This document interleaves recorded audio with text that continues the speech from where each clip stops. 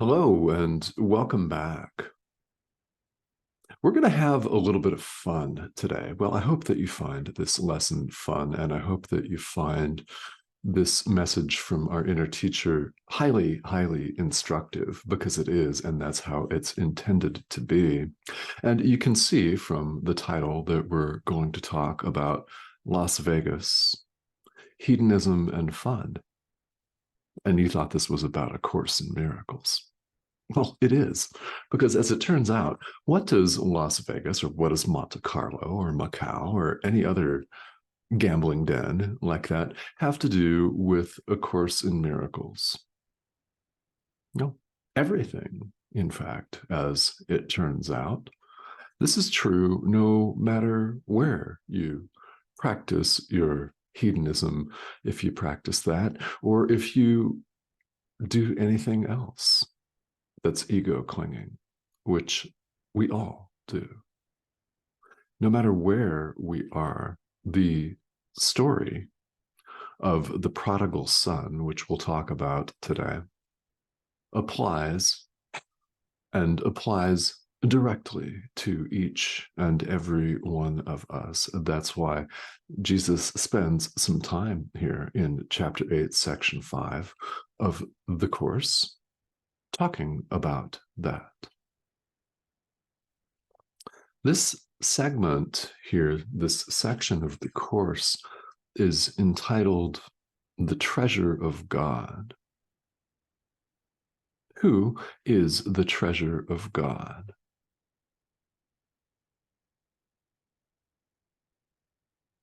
Exactly. Exactly. Who else?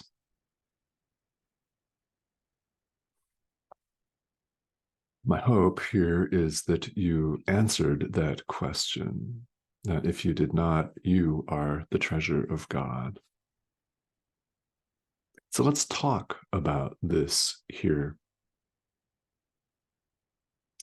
It's true that here, while we appear to be on planet Earth, on this revolving ball of rock, where we engage in our repeated and habitual psychodrama, because it's pretty psycho,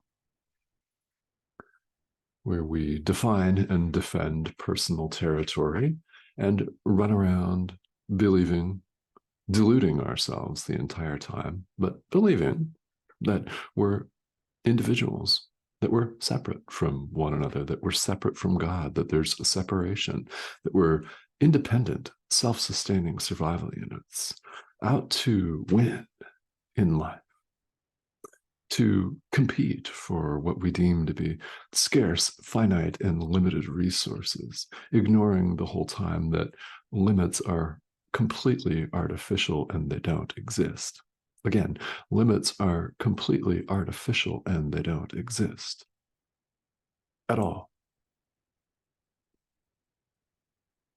This is an idea that quite naturally challenges the ego, that is the mistaken thought that we're individuals in the first place.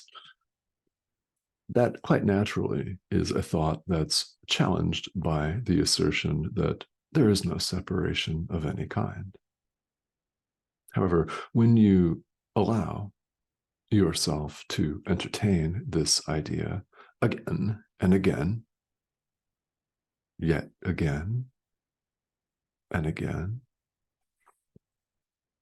something very, very powerful begins to happen. The armor that we've all put up around ourselves begins to peel away. It begins to chip. It begins to fall away. The soldering of the joints gets loose and parts of it start popping off. And we begin to feel lighter. Yeah. There is no separation of any kind here, while we appear to be encased in this thing that we refer to as us, it's not us, but we stubbornly believe that it is. So, here in this state of affairs, in this condition in which we find ourselves, we have a choice between exactly two options. One is God, the other is the ego. Love or fear, that's the choice. Yes, life or death, truth or illusion, however you choose to characterize this choice in words, that's where we appear to find ourselves. So while we get to make this choice here in the present moment, we don't get to decide what's true. We can choose God or the ego. We can choose the thought system of our inner teacher, the Holy Spirit, or the ego. We can make this choice, but we don't get to choose what's true. We don't get to choose what's real. That is created by God and is completely unassailable. It simply is, and we cannot cancel that. We can choose separation and fear, and we can choose to run off and hide, but we cannot unmake truth. It simply is. And for this, we should all be eternally grateful because it means we have some place to go back to, in a manner of speaking. And why do I say in a manner of speaking? It means we've never left. Ideas leave not their source. You've never left God. Who we really are is one with God. We are the extension of God. God extends himself. When you allow the sheer simplicity and power of that statement to suffuse and permeate your mind, that will be what we call here in the world a total game changer. Oh, yeah. Well, and if you don't believe me, no problem. Try it. Try it. Your experience will prove that this course, that these ideas that are expressed here are true. Your experience will prove it to you. You will effectively prove it to yourself. Perfect, right? Oh, yeah. Yeah.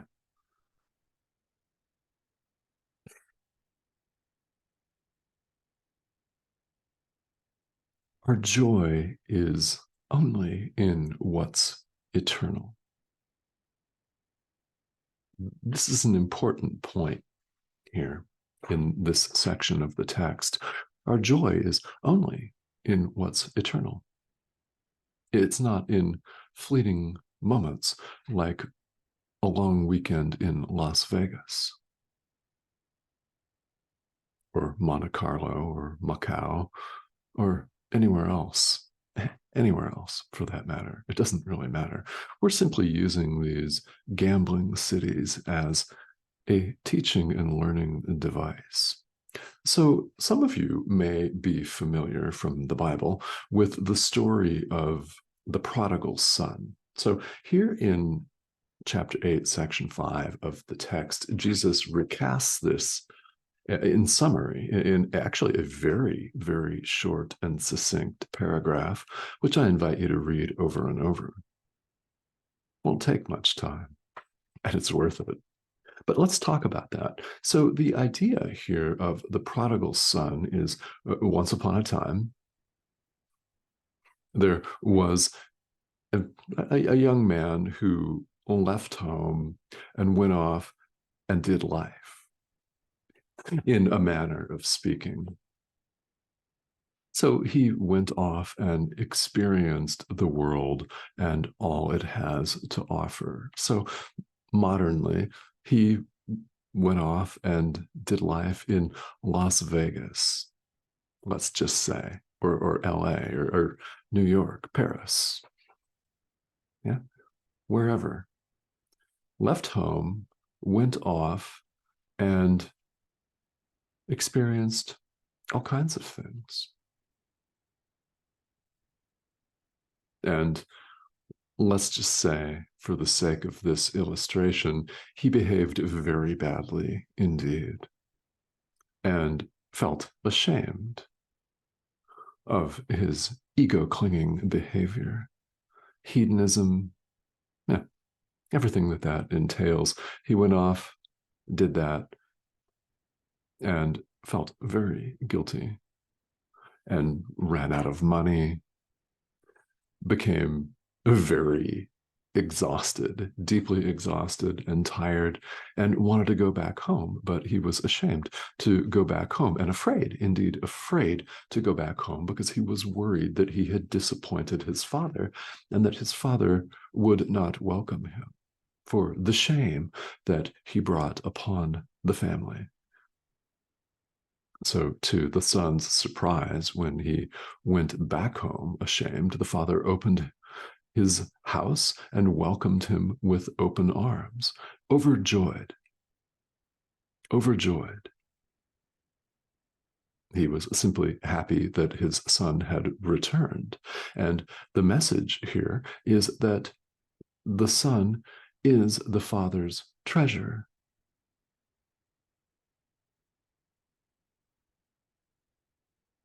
Who's the treasure of God? You. We all are. And that's why this story appears here in summary. So let's apply this to our own lives. We've run off and experienced life, whatever that actually looks like for you. I'm simply using Las Vegas as a well-known global example of this because there's a famous saying that what happens in Vegas stays in Vegas. Let's recast that from the standpoint of A Course in Miracles. What happens in Vegas never happened. What happens in Monte Carlo never happened. Whatever happened on that weekend in Ibiza never happened. It doesn't stay in Ibiza or Monte Carlo or Vegas. It never took place. Ideas leave not their source. Feel free, please, to capitalize the S, and that will give it a very deep and I hope poignant and very penetrating meaning for you. You have never left your source, capital S. And you are the treasure of God. We are the treasure of God. That's why we call the spiritual path going home. And that's why we call it a walk, a path, a journey, which in our world implies that we're going from point A to point B. We're actually traversing a distance. There's no distance. You've never left your source. So that's simply a metaphor that we employ. And to the extent that that helps you, use it if it helps you. We've never left our source. That is a very well-known idea from A Course in Miracles that is absolutely worth repeating again and again and again and again and again. Ideas leave not their source.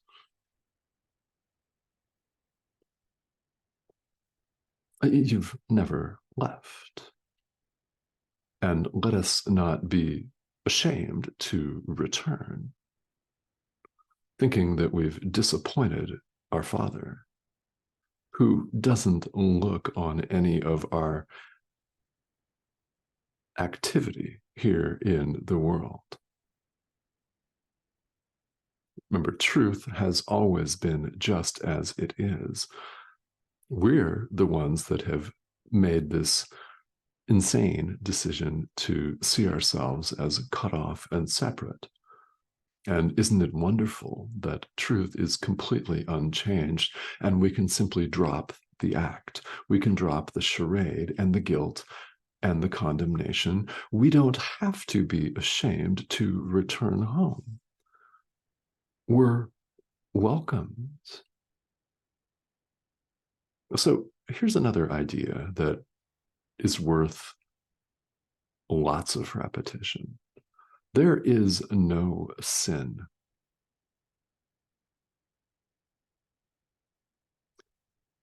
There is no sin. You are not a sinner.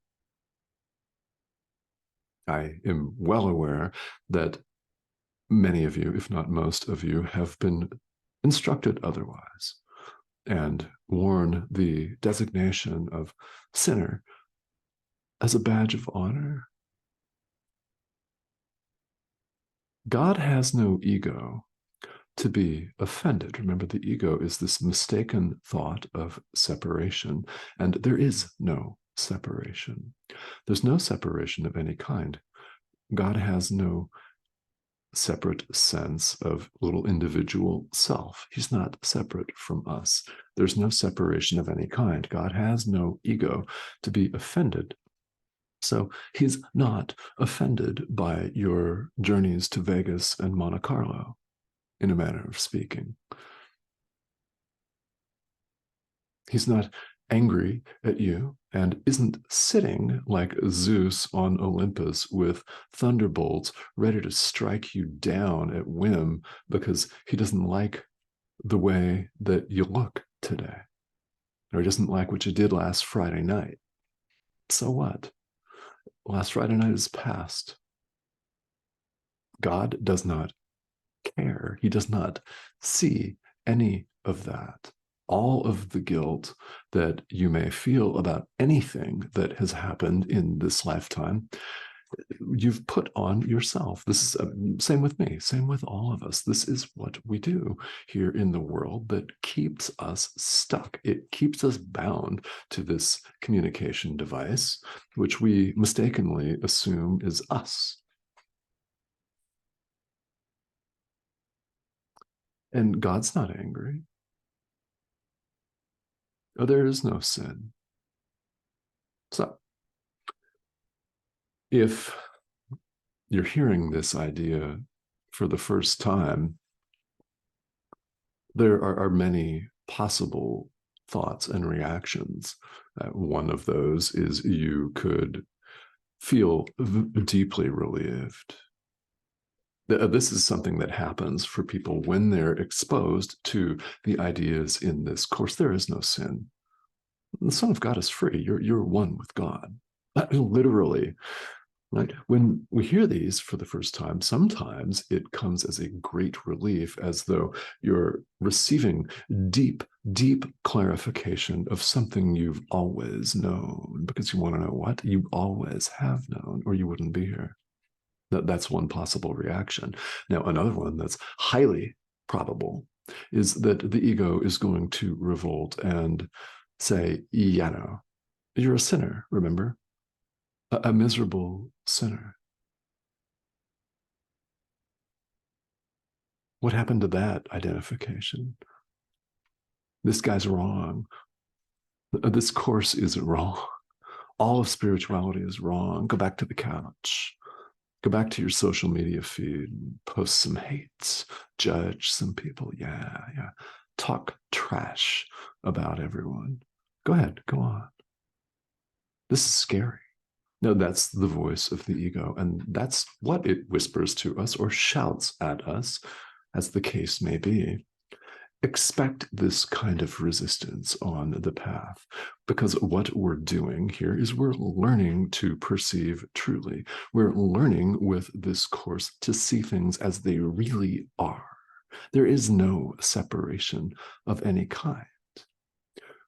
What we must do in order to go home, so to speak, to achieve what in this world is referred to by many names, including awakening, enlightenment, realizing God in some traditions, whatever the case may be, call it whatever you want, right?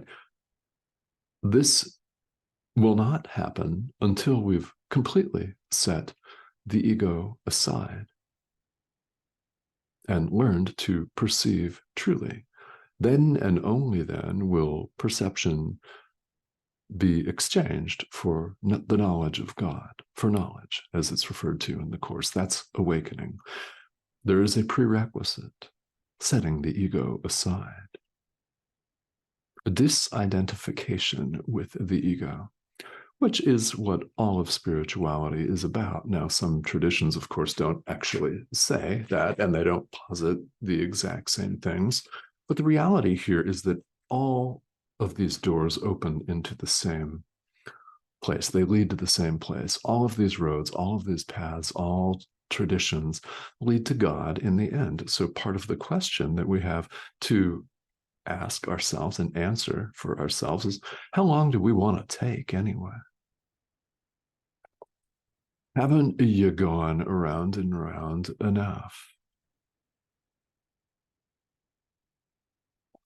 Haven't you spun on the hamster wheel long enough? Exhausted yet? Maybe?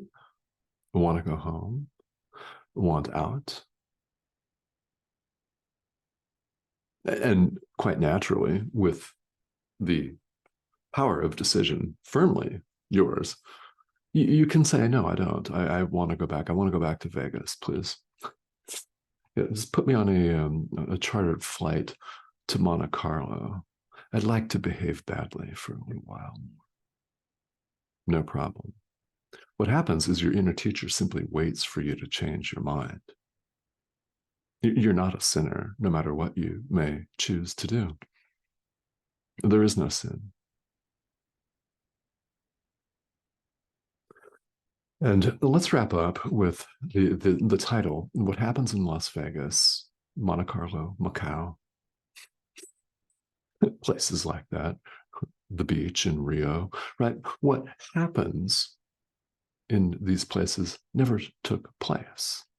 You've never left your source. All of this is a dream. It is an illusion.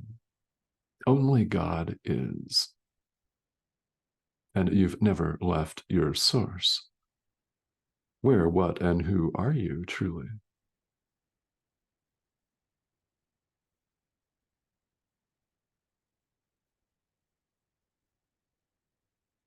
Perfect.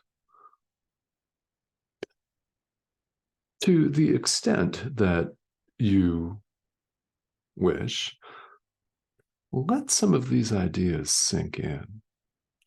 Repetition is so critical for us on the spiritual path because we're stubborn adult learners and we've become so used to the voice, this yammering, chattering voice of the ego, that it's habitual for us to go back and start judging and blaming and see ourselves as cut off, self-sustaining survival units, competing bitterly and with great vengeance for what we deem to be limited resources, certain that our brother's out to get us, and if we don't act first, he's really going to get us.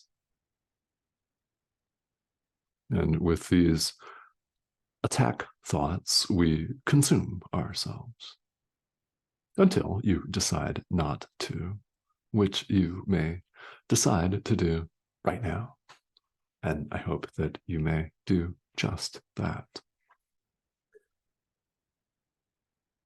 So, in closing, expect resistance on the path. What do you do when you experience it? Bring your awareness back to your relationship with your inner teacher. If you're going through the workbook here in A Course in Miracles, bring your awareness back to the idea for the day. It's designed to be an anchor for your mind. Just like the anchor, the object of meditation in a formal seated meditation practice, whether that be the breath or sound or anything else.